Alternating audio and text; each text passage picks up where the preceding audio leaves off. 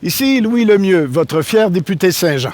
La chaîne YouTube que vous regardez en ce moment, Studio Saint-Jean, c'est la chaîne de votre député au service de la communauté.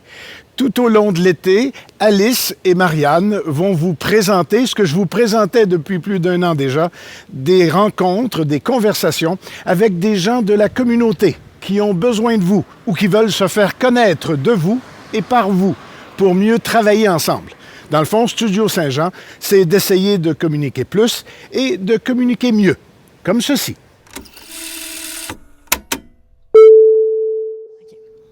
On est en ce moment dans les coulisses des nombreux projets et dans les décors de la belle Françoise Dancause qui est avec nous aujourd'hui. Alors, bonjour Françoise. Allô Marianne. Alors, merci d'avoir accepté cette discussion avec Studio Saint-Jean. Merci à vous pour l'invitation. Ça fait plaisir. Aujourd'hui, on est ici pour parler des deux prix, en fait, que tu as gagnés. Premièrement, peux-tu nous expliquer quels sont ces deux prix? Oui, tout à fait. En fait, c'est le prix de l'artiste de la relève en Montérégie, de Culture Montérégie, qui a été octroyé par la Fabrique culturelle de Télé-Québec en partenariat avec Culture Montérégie. Et j'ai également reçu un deuxième prix dans cette soirée-là, qui était le prix numérique. En fait, c'est la première année qu'il faisait à Culture Montérégie en partenariat avec Blim Télé et TV Rive-Sud, qui octroyait un prix numérique à Montérégie. Je suis très heureuse de tout ça. Oh oui, j'imagine. Un lieu dans un pour une belle soirée. Hein? Oui. Ça a dû être chaud en émotion. Virtuellement, oui, parce que tout était virtuel. Puis à cause de la COVID, le gala s'est tenu sur une partie sur Zoom puis Facebook Live, mais l'émotion et le bonheur y étaient. Ah, j'imagine. Puis t'étais-tu habillée chic? Non. En pyjama? Non, mais j'étais habillée normalement chez moi parce que je regardais le gala. En fait, je dois avouer que j'avais su le prix 2 semaines avant parce qu'on avait fait une mini-capsule où il m'annonçait que j'avais gagné le prix relève, mais j'avais pas su que j'avais gagné le prix numérique. Puis là, je savais que j'avais déposé, que j'étais finaliste. Mais quand la directrice générale m'annonce que j'ai gagné le prix puis qu'on va faire une petite capsule parce que ça va être virtuel et tout ça, j'avais comme un peu abandonné dans le sens que, elle m'a pas parlé de numérique, donc je suis super heureuse d'être l'artiste de la relève, mais je gagne pas l'autre, puis c'est bien correct. Puis rendu sur place, on a fait la capsule du dévoilement de l'artiste de la relève, puis après, ils m'ont dit, c'est pas terminé le tournage. T'es aussi lauréate du premier prix numérique. Là, je sautais de joie. Fait que, au moins, j'ai vécu cette surprise-là. Cette surprise-là.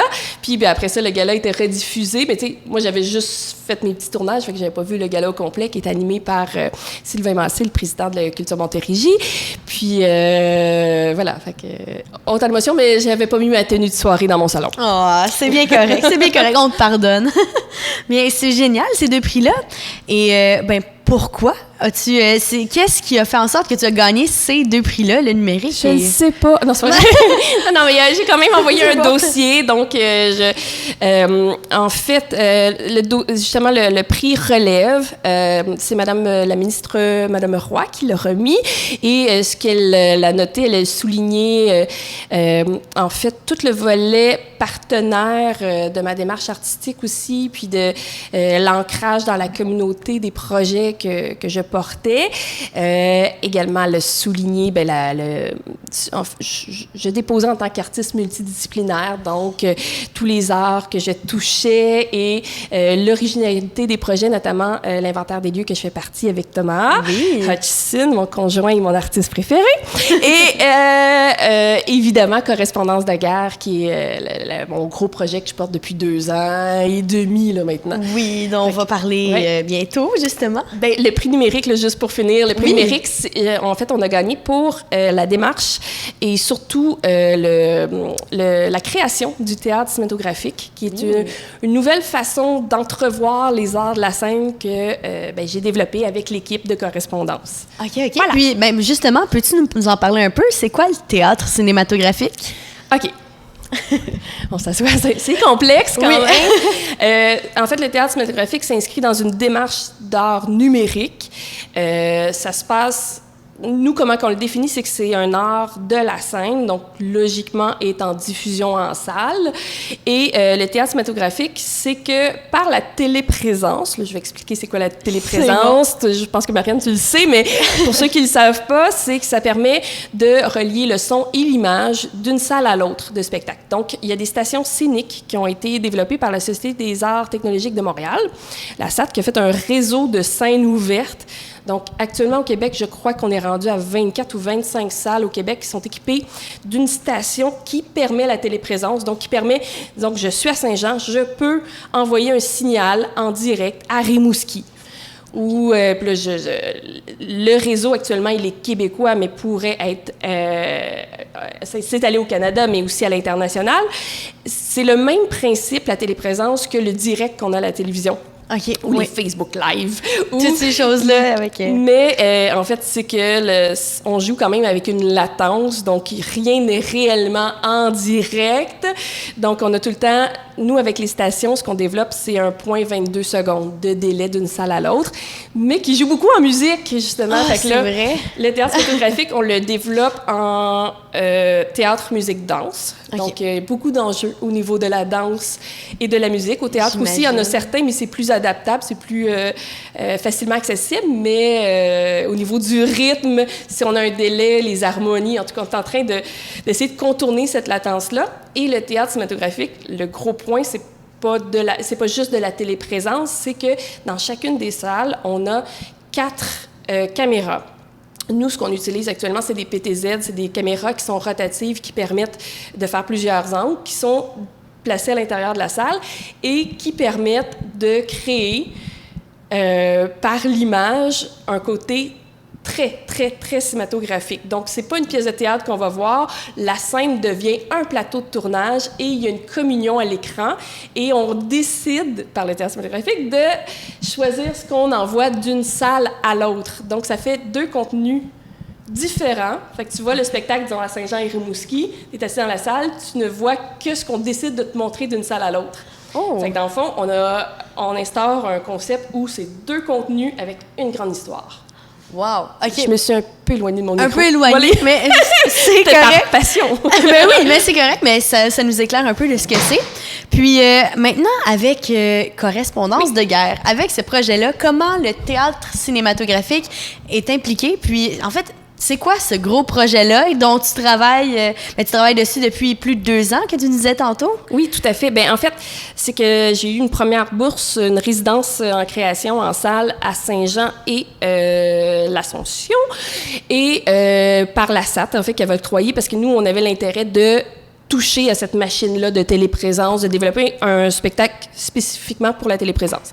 Et là, c'est ce qu'on s'est rendu compte, c'est que là, on a signé la résidence, plusieurs mois s'écoulent, on élabore un concept de spectacle, on fait des recherches historiques, et là, on se rend compte que rendu sur place, ce qu'on fait n'est pas nécessairement conçu pour la téléprésence actuelle, qui est plus un rapport 1-1.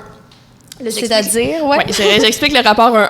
C'est que la téléprésence, la machine scénique, venait avec une seule caméra. OK. Et là, en fait, tu mets la caméra dans un angle de la salle et ça prend... Le but, c'est de représenter 2 individus, par exemple, qui ont la même proportion, qui sont face à face, qui se parlent. Il y en a un qui est virtuel, qui est dans l'autre salle, mais virtuellement représenté, et une personne physiquement sur scène. Et là, moi, c'est pas ça du tout que j'avais idéalisé. Moi, on jouait avec les rapports de grandeur. En fait, j'éclatais ça complètement, puis c'était pas juste une caméra. Moi, dans ma tête, il y en avait 3 minimum. Et là, on s'est rendu compte que la station, était peut-être pas faite pour supporter ça. Oups! Et c'est ça. Fait que là, on a eu des gros bugs techniques au départ. Et avec l'aide de la SAT, à l'aide de tous les techniciens de la salle, surtout là, à Saint-Jean, là, Jonathan Morin, en tout cas, a versé quelques gouttes de sueur sur le projet, mais on a réussi à développer, en fait, ce nouveau concept de théâtre cinématographique-là. Fait que là, on a réussi à l'instaurer dans la station, puis à le développer davantage, puis là, on est rendu à 4 caméras par salle, donc 8 au total pour le spectacle. Okay. Puis là, je reviens à ta question, oui, je m'excuse. Pas de problème. Ta question, c'est quoi Correspondance de guerre? C'est que la genèse du projet, c'est parti Thomas faisait un contrat avec la bibliothèque qui était Tout Oui. En fait, c'est un projet littéraire où il mettait de l'avant des types de littérature différentes, dont la littérature militaire. Fait que là, c'était parti de correspondance. Puis là, il s'est rendu compte dans ses recherches que la correspondance, souvent, on a juste un volet. Il y a quelqu'un qui conserve les lettres d'un bord, mais de l'autre côté, ça ne veut pas dire qu'il les conserve autant. Fait qu'on a souvent juste un côté de la médaille. Puis, fait que c'était surtout des journaux de guerre, finalement, journal intime et tout ça qu'il avait présenté. Puis, j'avais collaboré avec lui, mais c'était lui qui l'animait avec Véronique. Et moi, l'idée avait germé. C'est comme, faut aller plus loin. Il faut trouver des correspondances qu'on a les deux côtés. Puis le volet militaire me fascine, me terrifie aussi. Là. J'ai comme une drôle de relation avec les militaires. Puis un frisson aussi. Oui. C'est mystérieux aussi. On n'en connaît pas beaucoup. Non, c'est ça. Puis tout le côté humain, tu sais, la vraie souffrance humaine, là, on y goûte dans ces écrits-là. Puis là, on s'est doté de plusieurs partenariats, dont le Musée du Fort-Saint-Jean qui nous a pisté sur des vraies correspondances. Fait que pendant 1 an, on est allé à la BANQ retranscrire 300 correspondances d'un officier, Eugène Mécaille Papineau. On ne sait pas si on doit dire Mécaille ou Mécaille. Là, on est en train de vérifier comment prononcer comme il faut son nom. Mais lui qui est à l'origine du 22e régiment. Puis c'est drôle parce qu'à Saint-Jean, on a ce lien d'appartenance-là avec le 22e, qui est un régiment francophone d'infanterie, mais qui a eu sa naissance à Saint-Jean, parce que lors de la Première Guerre mondiale, tous les officiers du 22e devaient passer à Saint-Jean pour une formation. Fait que là, on avait comme ce lien-là aussi, même si notre personnage habitait Montréal, mais on avait cette curiosité-là, puis on a poussé la démarche. Puis là, c'est devenu parce que lui, Eugène Mécaille-Papineau, était un journaliste avant de s'enrôler. Donc, il a une plume exceptionnelle. Oui. Il sait comment écrire des punchs, il sait comment raconter des histoires, oh, wow. et surtout dans le but d'être publié, parce que ses lettres étaient publiées à l'époque. Quand il était au front, il envoyait ses lettres à sa tante qui conservait ça dans un scrapbook.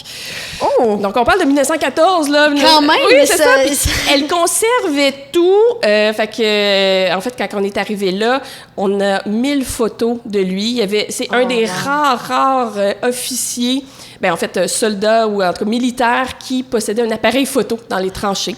Fait en plus de ça, pour la documentation, c'est formidable. Ah oui. Puis, en fait, lui conservait autant les lettres. Donc, on a toutes les lettres de sa tante qui lui renvoyaient, parce qu'il y avait ce souci-là de conservation qu'on a jamais revu, là, à part Eugène Mécaille-Papineau, la correspondance complète. Je pense que c'est un trésor, finalement. Oui, j'imagine. Fait que le spectacle se décline en ayant la famille et le militaire au front. Fait que la famille qui reste au Québec dans l'attente, fragilisée, en questionnement, parce que les lettres prenaient des fois... prenaient au minimum 6 semaines à se rendre. Oh! Fait qu'on est déjà 6 semaines, au minimum. Plus tard. Disons en moyenne, plus 6 semaines. Puis, il y avait les paquebots qui amenaient les lettres étaient des fois bombardés, donc coulaient. Fait que ça coule, t'as plus la lettre, tu sais pas que t'attends quelque chose. Fait qu'on se retrouve avec ça dans toute la durée de la Première Guerre mondiale. Puis l'inquiétude de toutes ces... de recevoir ou ne pas recevoir la lettre, puis pourquoi, pourquoi du comment. Puis en fait, je finis avec ça, mais bon, pas trop. Notre personnage se fait blesser à l'œil en 1916.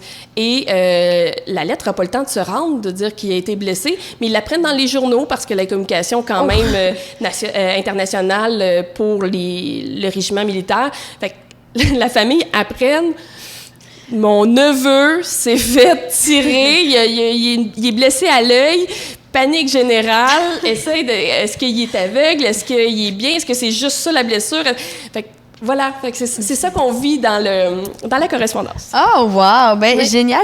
Puis comment, j'ai vu que ça s'écrit, tu sais, correspondance, puis où est-ce que la danse s'intègre là-dedans, dans ce projet-là? Ah oui, bonne question. En fait, c'est que dans ce projet-là, puisqu'on a des écrits.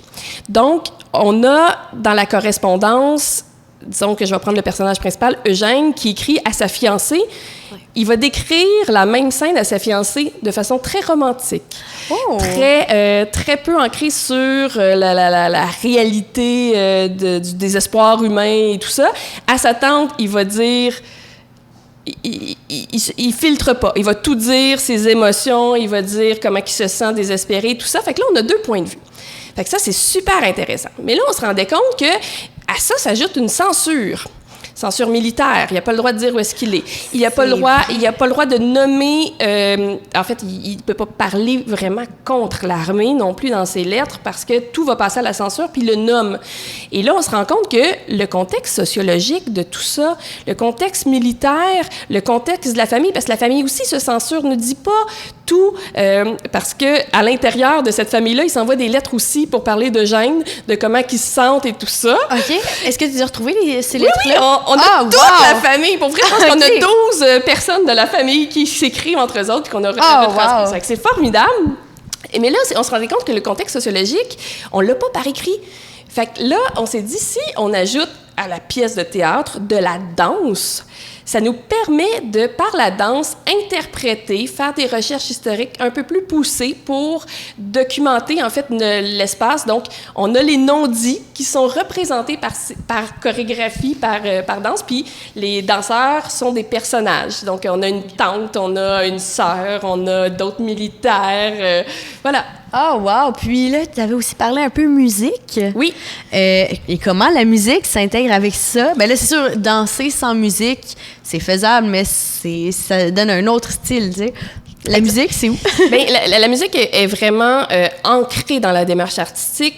En fait, Thomas, que tu connais, a commencé à faire de la musique à images. OK. De la musique de film. Et là, on lui a donné comme défi de faire la trame sonore spécifiquement pour le projet. Défi qu'il a accepté haut la main. Et pour vrai, en tout cas, je trouve ça excellent. OK. On a hâte d'entendre ça. Oui, okay. C'est ça. Ben, il y a des extraits quand même qui sont sur mon site pour les curieux. Mais aussi, c'est que ce personnage-là, qui est le personnage principal, Eugène Lequet, qui est interprété par Thomas, on sait qu'il est auteur, compositeur, interprète. Il chante. Fait que là, on dit, ben pourquoi pas? Essayons-le. Donc, et du côté famille, ben l'amoureuse, l'amoureuse, ça s'appelle Gaby Rodier comme personnage, mais dans la vraie vie, c'est Valérie Lahaye, qui est également auteure, compositeur, interprète, et chante de façon magnifique, et elle joue du piano aussi, puis le piano était tellement, à l'époque, une libération artistique aussi, fait que notre personnage, on l'a coloré. Gabrielle, l'amoureuse, parle très peu. Elle se dit pas très intelligente et tout ça, mais c'est pas vrai. Là, on le voit bien dans les lettres. Là, elle ne s'apprécie pas en tant qu'individu, mais fait, par les lettres, puisqu'elle nous donne très peu de contenu, mais c'est par la musique qu'on voit que sa personnalité, sa coloration, son inquiétude, son doute, son amour. Fait que c'est pour ça qu'on a intégré ça, parce qu'on avait deux excellents musiciens et 2 excellents chanteurs aussi dans tout ça. Oh, wow! Puis ça nous rajoutait une complexité à tester la téléprésence par la musique qui, au départ, là, quand on a commencé les bancs d'essai, les résultats n'étaient pas concluants là, que la SAT avait fait. Fait que nous, on a réussi à pousser le délai, puis du pré-enregistré d'un bar. En tout cas, on s'amuse là-dedans. OK. Oh, wow! Bien, c'est génial! Fait que tout ça fonctionne. Mais là, c'est sûr, à cause des délais de la technologie, malheureusement, tu sais, heureusement, parce qu'on a cette technologie-là, mais des fois, fait que ça doit être dur parfois de pallier à tout ça, mais ça... Ah, pour vrai, c'est tellement un casse-tête parce que, ben, tu sais, au niveau de la technologie, c'en est un. Au niveau d'une mise en scène, c'en est un autre. Puis, en plus, parce qu'on crée des nouveaux jalons d'un nouveau langage qui n'existe pas. On n'a pas de repère. On n'a rien pour s'accrocher et dire, OK, ça, c'est cool, ça a été fait. On va essayer de le mettre à notre sauce. Non. Ouais, okay. C'est ça. Fait que c'est particulier comme projet, mais super enrichissant. Ah, génial, j'imagine. Puis, ben, les prix étaient probablement très, très mérités. Puis, ben, sinon, si on s'en va vers un autre angle, est-ce qu'il y a des projets qui s'en viennent ou... Ben oui, il y a des projets musicaux, il y a des projets de télé, de séries web en fait, qui continuent. Mais au niveau de correspondance, le prochain rendez-vous qu'on a, c'est notre prochain banc d'essai qui a lieu au mois d'août. Fait que ça, je suis super heureuse. Là, ça, en fait, avec la COVID, la crise sanitaire qu'on vit actuellement, on a dû mettre sur pause 3 mois et demi, si c'est pas 4, les répétitions. Et là, on a recommencé la semaine passée, et à revoir un spectacle en distanciation sociale. Mais nous, on le voit comme un beau défi, puis on le prend très, très bien. L'équipe le prend bien. Puis, puisqu'on est encore dans le stade de la création, on est capable de s'adapter. Puis le spectacle, puisqu'il est en téléprésence, nos amoureux, nous, on est chanceux, sont dans chacun une salle différente. Fait qu'ils s'embrassent jamais en vrai, ils s'embrassent en virtuel. Donc, nos scènes... Non, mais c'est intéressant parce que les scènes d'amour restent telles quelles. Intouchables. Fait que, en fait, c'est les partenariats de danse qui sont affectés de tout ça, parce qu'il y avait des portées, il y avait des... ils se touchaient, une mère, une fille, on va se faire un câlin, mais là, on va le voir différemment. Puis, on accepte le défi, mais c'est au mois d'août qu'on va, pour vrai, tester, voir si ça fonctionne, notre nouvelle vision. Puis, justement, en parlant des mesures sanitaires et tout à gérer, ça vous fait combien de temps de retard? C'est 3-4 mois? Oui, de retard, mais en fait, c'est qu'on hypothèque la pièce parce que là, on doit revoir la mise en scène, on doit revoir les chorégraphies. Donc, la dernière année qu'on bâtissait tout ça, on l'a détruit, là. Fait que, ce qui reste du 12 mois de vraies répétitions qu'on a faites, il en reste peut-être juste un. Mais on repart avec une maturité quand même dans la création en téléprésence puis en théâtre cinématographique qu'on n'avait pas au départ. Fait que probablement que ça va aller plus vite quand même, là. Même si on recommence, ça va plus vite dans la création, mais tu sais, faut revoir. On rejoue avec tout ça. Fait que le spectacle qui devait être... en fait, la première était signée pour le 11 novembre 2020, donc qui était la journée du souvenir, qui était tout à fait thématique. Ça fonctionnera pas, ça c'est clair. C'est sûr qu'on reporte, puis on reporte en 2021, mais on sait pas encore...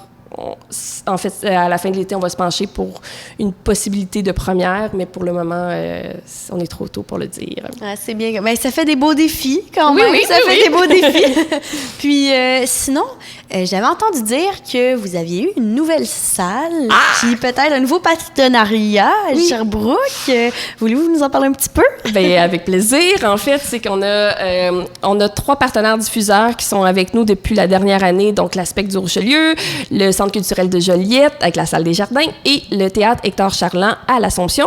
Et là, s'ajoute une 4e salle qui est le Centre culturel de l'Université de Sherbrooke avec la salle Maurice O'Brady, qui est une salle fantastique, magnifique. Fait qu'on est vraiment très, très fiers. Puis, en fait, ça signe une nouvelle résidence qui va être au mois d'août entre Joliette et Sherbrooke, mais ça nous assure aussi une diffusion.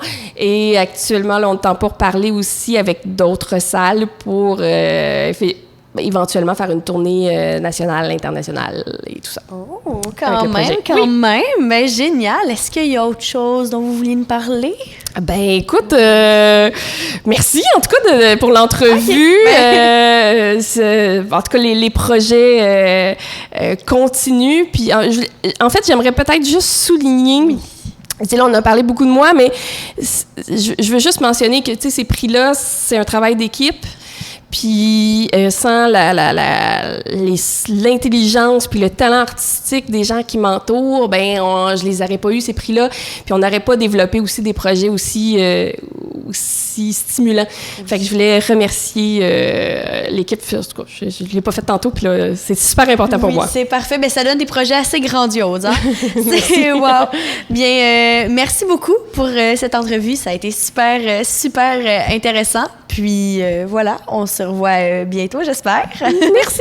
Donc voilà, c'est ce qui conclut notre entrevue pour aujourd'hui. Merci d'avoir été des nôtres. Si vous aussi, à votre tour, vous êtes intéressé à participer à Studio Saint-Jean, vous pouvez nous contacter à l'adresse qui apparaît au bas de l'écran. Alors, je vous souhaite de passer une belle journée et on se revoit une prochaine fois.